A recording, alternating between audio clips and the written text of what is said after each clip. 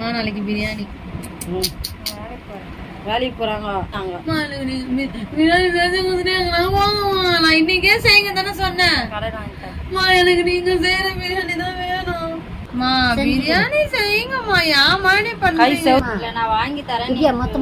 எனக்கு பிரியாணி வேணும். என்னம்மா திமிரு பேச்சு பேசுறீங்க என்கிட்டயே?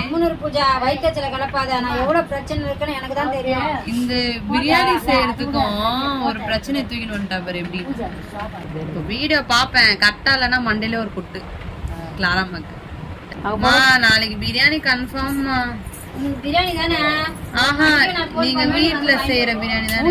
புதுசா காட்டா தானே எடுத்துக்கிறேன். வாயா விரல காட்டா தானே எடுக்கிறேன். கரெக்டா இல்லன்னா கையிலயோ கொட்டுமா? கேட்டுக்கோ. கரெக்டா இல்லன்னா ஆளா லைனா எல்லாரும் நிக்க வச்சு ஒரு கொட்டு மண்டியில. கரெக்டா இருக்கா?